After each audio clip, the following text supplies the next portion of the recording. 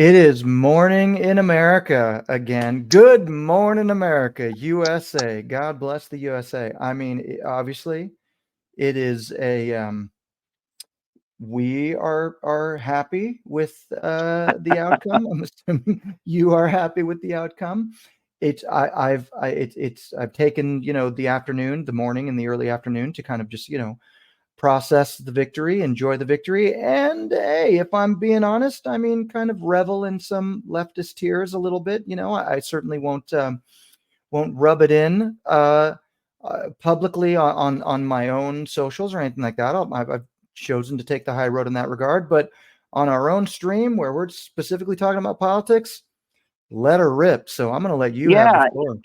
yeah. I mean, here's the thing. I've also been digesting the win. I remember last night watching. I did toggle between some left at CNN just for not for long, just to see their take. And they didn't call when I went to sleep at, I don't know, 11:30. They still hadn't called Georgia for Trump. They you know what I mean. They were still holding out this hope for Kamala. They were still dissing him. They were still, you know what I mean. It's just, and today, now that it's absolutely 100% done, and she conceded, they finally started talking about their own autopsy and figuring out where they went wrong. Well, it's, between you and me, if I can, I think there's two areas, and from my perspective, they're on policy and personality. Their policies don't match up with most Americans' concerns. I mean, we saw the top three concerns were, the affordability crisis, inflation. Second, illegal immigration. Third, abortion, social issues. And they flipped that. Kamala was running on abortion to a country full of, they're so disconnected from their own electorate that they don't even really understand what they're talking about or who they're talking to, or they're talking at but not to. And Kamala used that's the policy side of it, and the personality side of it. That bucket, from my perspective, is the wrong way to talk to people. Dismissive, judgmental. I mean, to the end, insulting Trump, calling him Hitler, calling him a fascist. Joe Biden, the sitting president, calling Trump supporters garbage. These are people who are judgmental. They're not fit to serve. I mean, you every American is your work. You work for every American, and they've become the party of the elite. They become the party of this obnoxious, dismissive, judgmental, hypocritical elite. And they're going to keep losing. And I think what Trump has done now, we've got this, we've got a conservative Supreme Court. Now he's got a complete mandate in the House, Senate, and the executive office. I think this is going to change things for a while, maybe a generation. Absolutely. And I think that again, the Democrats are going to do their kind of post-election post-mortem. And I think, look, they would be wise to maybe try to find their way back to maybe some of the principles that they initially were founded on. I think it's healthy and wise for them to do quite a bit of self-reflection and try to figure out why and how they ended up here, because it's not just a bunch of hillbillies in flyover country that with the picks and their shovels voting for Trump. This was a decisive, popular and electoral victory, which is what I've been saying for weeks, or months rather. Like if it's going to be decided on the day, it has to be a decisive, clear-cut victory. So that is the one thing, at least so far today, as of while we're recording this. Yes. Of course, look, but the other side is going to hem and haw. And there's been some rumblings a little bit, just from independent people of, just saying, election was stolen. I think it's quite interesting how all of a sudden, these are the same people that are crying election interference. But whatever, that's going to go away. She's already conceded. He's already won. It's already been tabulated that he's won enough electoral votes, exceeded that. He's already won the popular vote. So it's a mandate. But the nice thing is that, because the biggest fear I had was that this is going to drag out for weeks and months, and it's going to be another January 6th. And it doesn't, at least, so far into the next day, it doesn't feel like we're going to have to deal with it. It seems like it should be a relatively peaceful transition of power. What's your take on forward? I agree with you. It will be. And to your point, just a few paragraphs earlier, in terms of kind of giving them a break about not dwelling on their loss. I mean, they have they kicked Robert F. Kennedy Jr. out of their party. They sued him to run and not run in states. This is on them. I'm sorry, but Robert F. Kennedy Jr. in his whole life is classic liberalism. He is what the left is supposed to be. So they already had that person and they kicked him out. This is their doing. So you talk about reflection and things. This is who they are now. They have moved far to the left, farther than Bernie Sanders. I mean, they're aggressively woke, aggressively transgender rights, aggressively open borders, aggressively we'll take your money and pay off student loans, or people that are going to be doctors and lawyers and people in our party from working class. I mean, they've made this choice, man. They need to pivot really, really hard. I don't think reflection is the way to do it. They need to show with their actions that they're not just for elites. And so they deserve this. They deserve this thumping, to quote George Bush. Remember, they got thumped. They deserved it. And it's their own making. And thinking Kamala Harris had any chance carrying a country when no one knew who she was 100 days ago. Mm-hmm. I mean, come on, you know what I mean? And Trump's been around for 34. He's been an icon for 40 years. And now the most important political figure on the planet for the last decade. She kind of didn't have a chance, and they should have known that, and they should have primaried. They knew Joe Biden had dementia. They knew he was sick. They knew that he was senile. They knew that, and they chose not to primary anyone else. So this is all on them. This is all bad calculations, calculated risks that failed, and also an arrogance and a strong arrogance and disregard for democracy and for the average person. They just don't care. And this is what you get when you behave like that as a public servant. Yep, 1,000%. That couldn't agree more. It really is the height of arrogance. I mean, everything. Hubris. It's hubris.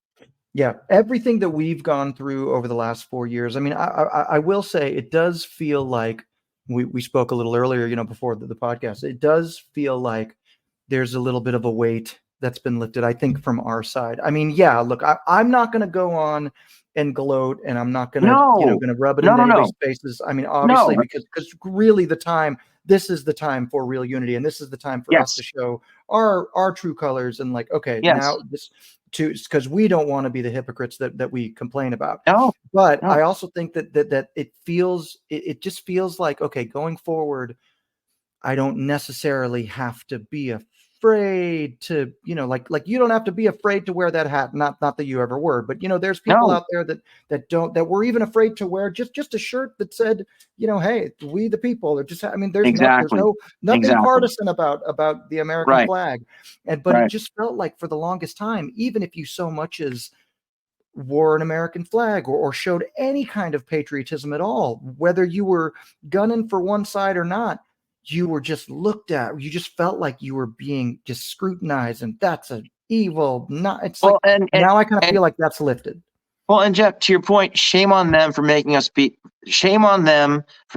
feel ashamed to be proud to be an American. Shame on them for that. Mm-hmm. Yeah. And Kamala's Kamala's speech today, her what do you call it? Concession speech. Her concession speech was still a rally cry of nonsense. I mean, everything she said, she doesn't really mean, because she's not for free speech. She's not for freedom for average people. She's for none of those things. I mean, it was a reminder of how full of poop she really is, and how wonderful it is that she lost this decisively, and that her thinking, that the way that she thinks and talks, does not fit. I mean, America has rejected that completely. And they should, because there's no place for someone like that in public affairs. Yeah, I love it. Go back to being a prosecutor, become an educator, but you do not belong in the public square thinking that everyone thinks the way you do this far to the left of everything. No one does. Yep. And Shame on her. Shame, and even Bernie Sanders said some pretty torturous things today about the left. You hear? I mean, he kind of let it rip because he just won re-election. He's old. He's near the end of his career in life, and he let him have it. He's like, listen, man, we've moved so far away from the working people. The working people said enough is enough. I don't blame them. Yep. And he's not wrong there. So that's a bit of self-reflection. But the people that run the party really need to look at what if they want to win anything again, because in 2 years there's going to be a midterm. That's not a long time. So I don't think. I guess what I'm trying to say is what goes around comes around, and karma has no deadline. That's a good point. That's an excellent point. And Barack Obama's influence on the party, I think now has become toxic. Yeah, absolutely. So yeah, and I think that this is a massive realignment for both parties, I think. You know, because look, we from our vantage point have been watching the right become more like the party of the people. We've been we've been gaining more people from these different divergent backgrounds, social backgrounds, ethnical backgrounds, I mean, all that. And and the other side has gone to these extremes. So hey, look, I haven't seen Bernie Sanders post-mortem. I'd love to see it, but I mean, but yeah, if that's the case, then he is right. I mean, they've become everything that they've railed against. But a day ago he was shilling for Kamala. Because he had to, because I know he had to, but it also tells you that he's also just a politician. He's not a socialist. Of course, he's a capitalist. He's a capitalist masking as a socialist and has been for 40 years. What I just thought of was, just now as you were talking, I was thinking, you know what's funny? Throughout the entire campaign in the last 100 days when Kamala hopped in, have you ever heard Kamala talk about farmers? No, nope. Or about, you know what I mean? Or about how important energy costs. I mean, she doesn't, all she talks about are these top-down issues that Americans don't really care about. And she really thought the abortion thing would get her the women vote and get her elected. And that was such a miscalculation on every level, because not every woman in this country is of childbearing age. And a lot of women who run households realize how broke those households are because of her policies and Joe Biden's policies. Didn't address that at all. Don't believe your lying eyes. Don't believe that you're actually broke. Don't believe that when you get your credit card statement and you're maxed out. Don't worry about that. Yep. It's like all you can worry about when you're in that position. And most people are in that position right now because of her policies and Joe Biden's policies. So it's a karma met Kamala. Yeah, hey, maybe that's the alternate title. Karma found I don't know how to say it, but I mean, she's never been likable. She remains not likable. She was resoundingly defeated by someone who's very likable, very relatable. Because think about how they campaigned too. She used celebrities. She did Hillary Clinton's script. Celebrities and musicians to entertain people, and didn't want to talk about policies at all. She didn't give one press release. She will go down in history to date as a presidential candidate who never did one formal press release ever. And she paid the price for that, because people do want to know what you plan to do for them with their tax dollars.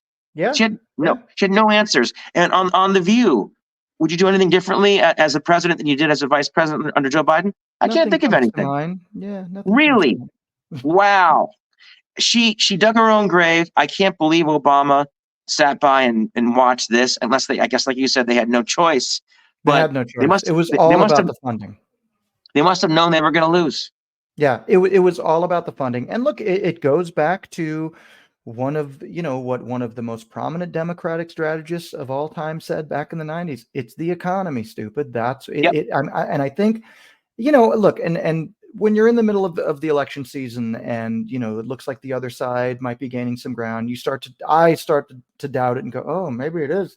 Maybe abortion is like the most important pressing thing. Maybe that's more important than the economy or World War III. Right? Maybe that's just what the country cares about. But I was thankfully proven wrong again, thankfully. And it comes back down to the economy. And I also think that as far as, Kamala and her overall likability, it's quite telling that last night she didn't necessarily have to concede last night, but she didn't even address her, Nope. the faithful supporters that were Nope. at her campaign headquarters for hours waiting and watching their hopes and dreams just get crushed by the minute. And she had and neither did Hillary Clinton, if you remember, in Exactly. 2016. I remember very well. Yeah, both of them. And to me, that just screams elitist. We're up here. Yep. You're only useful to us when we need you. And it's just Exactly. one more example of, we're up here and you're down there, and we'll come to you when we need you. Yeah. I mean, Yeah. do any of her followers, I don't know, hopefully maybe, once they get over this first initial day of sadness and disappointment, I hope some of them kind of come around and go, yeah, come to think of it, I was sitting in there for, 6 hours waiting to see the results, and she Exactly. didn't even show up. Nope. She didn't even bother to address the country or to address her followers until much later the next day. I mean, what does that say? So to me, that just looks cowardly. So she's not only afraid to engage with the press or the mainstream media and the independent media like Joe Rogan, she's also afraid to engage with her own supporters. So what does that say? She couldn't engage with the other world leaders. I don't think it's afraid. I think she doesn't care. She feels like she's better. I mean, the two buckets I talked about, policy, personality, her personality, she's not a leader. Leaders make you feel like you want to be on their team. She doesn't make you feel that way. Mm-hmm. She makes you feel like you're useful to her as long as you're useful to her. Then you're not. Mm-hmm. She showed that. Actions speak louder than words. She showed that on election night. She showed that in her concession speech, where she basically talked about herself, and about her plans to keep the fight going and all this stuff.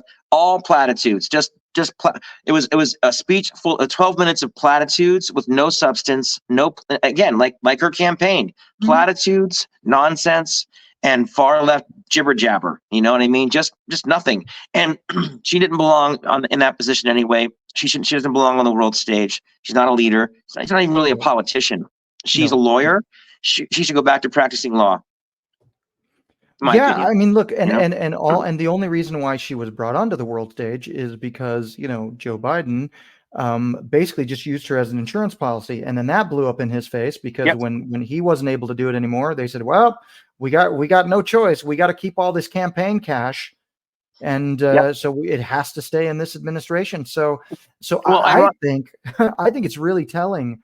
I don't know if this is true or not. This is totally just a meme or whatever, but it was kind of funny seeing those pictures and the footage of Jill Biden leaving her polling place in a red outfit. I don't know what that signifies. I don't know what that means, but I think both of them are pissed off, and they said, "Look, she's going to lose anyway. We're just going to give them the finger and vote for Trump." Listen. I mean, why wasn't Joe Biden at her concession speech? Why wasn't Joe Biden really involved at all in her campaign? He did a couple of really small stops, took a few licks of ice cream and then went back to the basement. I mean, they don't want to trot him out. They basically asked him to not be a part of it. And I think at some point him and Jill were probably, they were forced out. They were ousted. Who knows? I mean, really what the conditions of his of his kind of surrender were. Maybe it was just as simple as, look, you get out of the race and we won't throw Hunter in prison for 20 years. Yeah, it could very well be. Yeah, but you know what? I think what Trump is exposed. Just think about what Trump has done, what one guy has done in the last decade. He's shown us that the fake news is really fake. We might not have really known how true that was until he came on the world stage and showed us. And that the Democrats will do anything to win. The lawfare blew up in their faces. All the nonsense about him being Hitler and the Charlottesville and all this, people don't buy it because it's not true. You can spend 5 minutes on YouTube and watch his actual speech about Charlottesville and realize the doctored, edited clip they keep referring to is just exactly that. A doctored, edited clip. It's a lie. It's misinformation. Ironically, the party that thinks they have the right to tell us what misinformation is practices misinformation themselves when it suits them. Hmm. They're hypocrites, and Trump has exposed all that. And I think what Trump has really exposed is that the Democrats are really a party in disarray.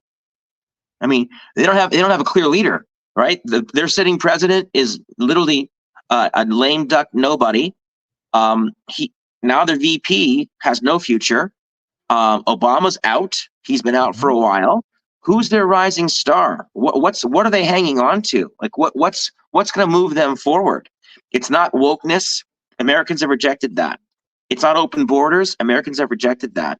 It's not the current batch of far left socialist extremists. Americans rejected that. So they're really a party in disarray. And in terms of raising money and move as a party and staying in business, what are you investing in if you invest in Democrats? And you know I'm what? asking.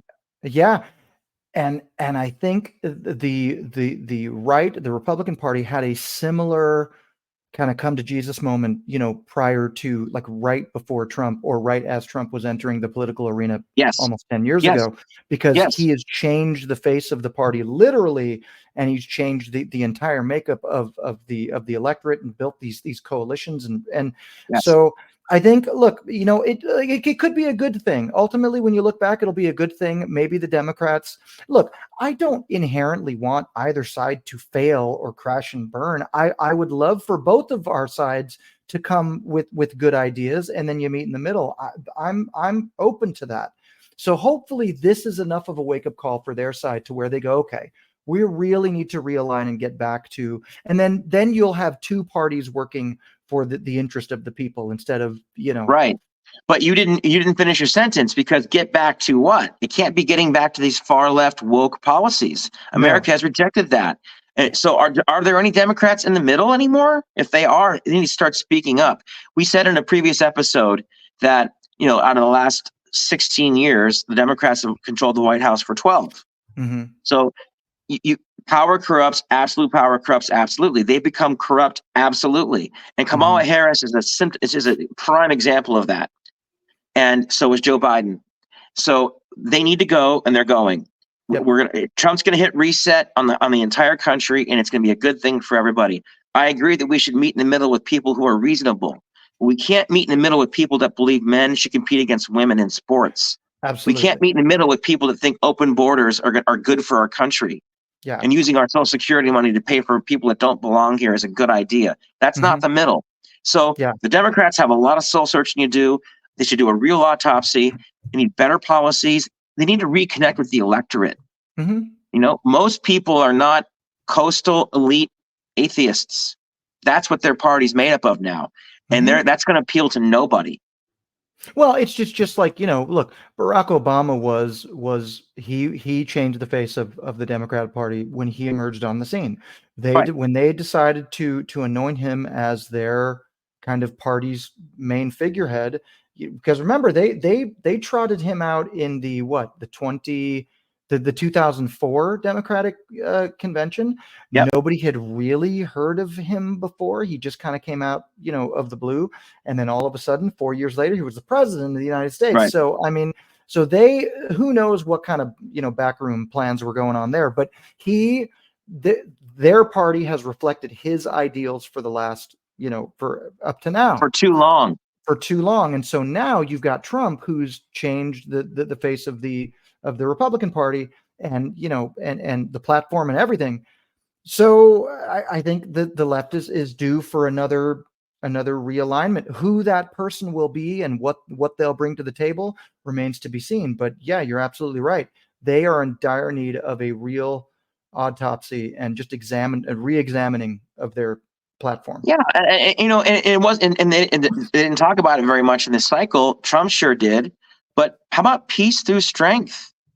Biden and Harris have, the Middle East is a bloodbath because of them. Endless war in Ukraine. If she would have won, that would have remained endless.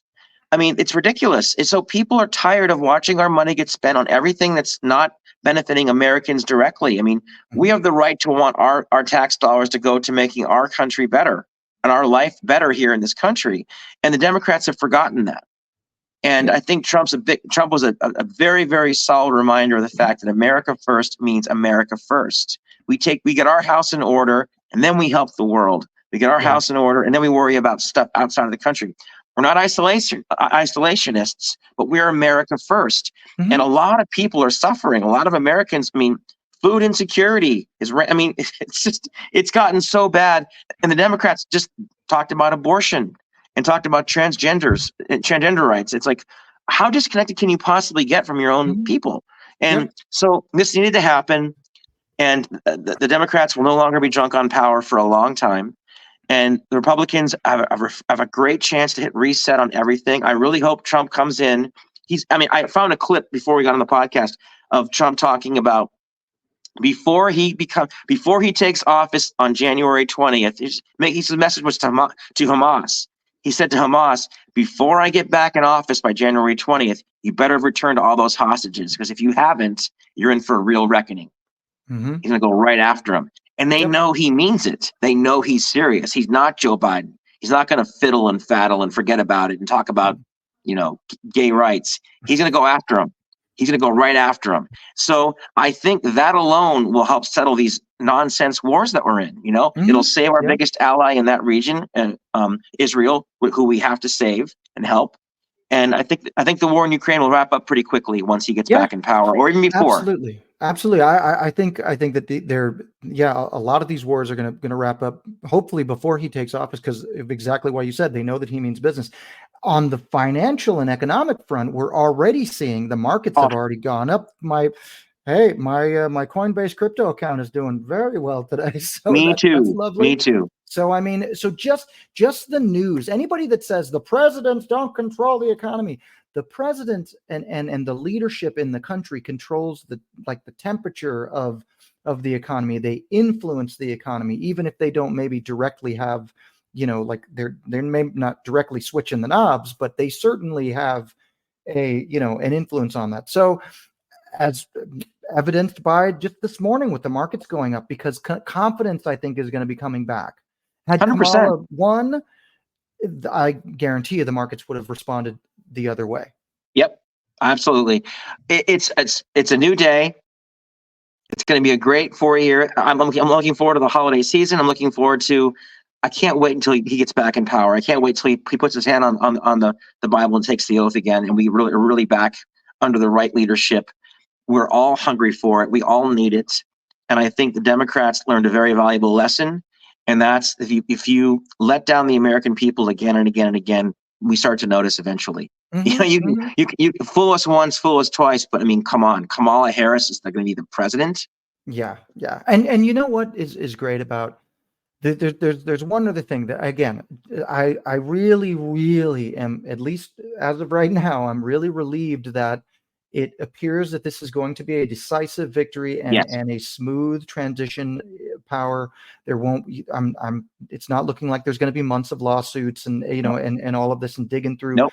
And I really think that honestly, and look, I'm not one to heap praise on the other side, but I will say if they can hold true to that, that's going to do wonders for restoring overall confidence in our elections. I agree. Again.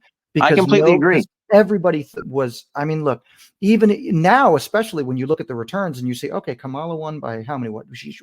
Kamala got 64 million or something like that, and Trump got maybe like 60. I don't know what the exact numbers are, but that makes that 81 million figure from 2020 really suspect. So look, do we go after that? Do we try to, nope. Look, it is what it is. It's water under the bridge, but at least now we don't have to worry about, I don't know. I my faith in the election process is restored a little bit. Me too. And partly it's because Kamala underperformed everywhere where she was supposed to overperform. She underperformed with all the demographics, and Trump did the opposite. Trump overperformed everywhere, and he kicked her ass. He kicked her ass because he had better ideas. He had real policies, and he was himself out stumping, answering questions, doing interviews, going on podcasts, not hiding from the reporters, not hiding from anything, anywhere. He hadn't taken a day off in 60 days. She took days off every couple of days and was doing one event a day. And half of that event was Meg the Stallion and live music, and like she just was a phony candidate from the start, and it was kind of pitiful actually. And now that she's lost this decisively, we know that it didn't work. Again, I'm so proud of us for sticking together. I'm so proud of us for doing this podcast, Sure. and changing some hearts and minds along the way. I think the future is very bright for the Republican Party. It wasn't for a long time, and now it is again. The Democrats are in disarray, and they should be, because when your policies are this bad and this anti-American, you deserve to lose. Yep, 1,000%. So, all right. Well, I mean, look, in kind of wrapping up or closing this particular session, I mean, I just kind of want to put the little teaser out there for perhaps the next thing that we can talk about, because look, we won the battle. There's still a war to be won, and there's all kinds of time between now, November 6th, through January 20th. Anything could happen. Who knows if this is going to be as peaceful of a transfer as we're hoping it will be. I'm thinking, I feel a lot more better about it today than I did a couple of days ago, but still, anything could happen. So there's things that are going to have to be dealt with from now to then. And then, of course, once Trump takes over. So this work is not done by any of us. I mean, because it's all about, look, we love the fact that Trump got in. I love the fact that the coalition he's built and the administration it looks like he's building is fantastic. Doesn't necessarily mean that we don't hold them accountable. We don't, you know what I mean? Now, I think it's everybody's responsibility on any side to hold your elected officials accountable. The main difference, though, is that I think that this administration is actually cares about that. You know, it does. They care about being held accountable.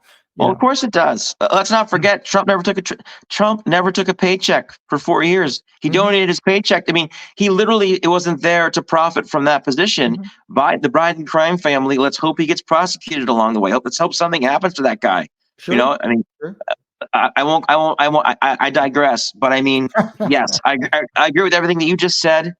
I think it's going to be a positive transition. I think Trump will get in there, have the right team around him. I mean, Bobby Kennedy going after, I mean, make America healthy again. Did Kamala talk about Americans' health ever once? No, never. But what? I mean, 100 Americans are pre-diabetic. I could go on. So I mean, Trump is going to kill it with a great team, and I can't wait for it to get started. Yeah. Me neither. Or me too. All right. So, well, look, I mean, that is kind of our state of the union as of November 6th, our year of our Lord, 2024. And one more thing, speaking of year of our Lord, how about those Amish? I mean, come on, look, you are from the state of Pennsylvania originally. I am. I got to tell you, man, they turned out, and God bless them literally for doing that. So that's great. I mean, it's when we were talking about it last weekend, you're like, is this like a setup? Is there a punchline to this? Because it sounds like the setup of a joke, but let me tell you who's going to save the election: the Amish, and they played a pretty big part in it. Well, you mentioned, I mean, if I just one last political point before we go. Sure. I mean, the very fact that Kamala didn't choose Josh Shapiro, the governor from Pennsylvania, who's very well liked and Jewish. Like, that she picked Tim Walz, this moron from. I mean, literally, he was baggage. She was already not a great candidate, and her VP choice was a nobody who ends up who's farther to the left than she is. She could have had Josh Shapiro on her side. Then it might be a whole different conversation today. Sure. The election last night could have been completely different if Josh Shapiro had been her VP the entire way, and she failed in every way you can fail as a candidate, in my opinion. Yep. Messaging, what choice of VP, how to construct rallies, and avoiding the press, having questionable musical acts on stage, singing about an inappropriate. I mean, all of it was just like, who are you appealing to here? Who do you think's going to like this stuff? And who do you think likes you? Absolutely. It was just a very, very rough. It was like watching a terrible touring act, thrown on stage at the last minute because the headliner couldn't make it for 100 days. That's exactly what it is. And all these people are, you're seeing some of the pundits say, well, I mean, looking back, she only had 107 days or whatever. It's like, you could have given her all the time in the world, and that doesn't help her charisma. It doesn't help her personality. It's like, she is who she is. Listen, yeah. Case in point, Hillary Clinton, when she got her opportunity in 2016, she'd been in the public eye for 30 years. I mean, we've talked about this before. She sat there and watched Bill Clinton, one of the best politicians, speakers in the history of our country. I mean, that guy could talk. That guy could sell a raincoat to a Bedouin. Okay, I mean, he was a fantastic. He was a Rhodes Scholar. I mean, he was the real deal. He was a Democrat and he was a dog in his personal life. Sure. But she didn't absorb any of that. She couldn't give a speech, no charisma. So the point is, osmosis doesn't work when it comes to being around. You can be right next to Abraham Lincoln, but not talk like him. And not be. She was next to Bill Clinton for all. I mean, he couldn't get closer as his. He is her husband. She got none of that stuff. She's who she was. You're right. Kamala is the way she is. She'll always be that way. That's why I think it would be better for her and for our country for her to exit the stage, the political arena forever. Because what do you come back and do after that resounding loss? Yeah. What donor is going to give you money after seeing you lose at that level, that big, that conclusively? Yep. We still have yet to see the return of Michael Dukakis or Geraldine Ferraro or Walter Muller and any of those. Well, they went into the private sector as they should have, because that's where they belong. They don't belong in public service, and neither does she. Yep. So let's hope that that's what happens. And I'm looking forward to the fact that we don't have to worry about Civil War 2.0 as of yet. It's not looking like that. For a minute, it was kind of looking like that. So, but no, this is great. And like I said, a decisive electoral and popular victory helps ensure that the Republic remains strong. So on that note, as always, for those of you who are interested, you can like and subscribe and follow us at Patriots Only Please. We are on all of the major social sites, though that's our handle, at Patriots Only Please. And if you are so inclined to join the mailing list and find out when the next episode is going to be, join the club, because we don't know when the next episode is going to be either, but we'll let you know when we know, and you'll know at the same time. So check it out at patriotsonlyplease.com, or if you want to check out any of the previous episodes, we have links to the archive as well. So until next time, hey, it's a new day. It feels like the energy is different today. I haven't left the house yet, but the energy in my house is different. The Democrats are looking at each other with hollowed eyes and empty heads, shaking them, going, "What the hell just happened?" And the smart people in the room are saying, "What happened is you got your ass kicked because you were wrong about everything." Yeah, absolutely. So, all right, amen. Let's keep on trucking and keep on trumping. We'll see you guys. Keep on trumping. All right. Until next time, stay tuned. Bye for now.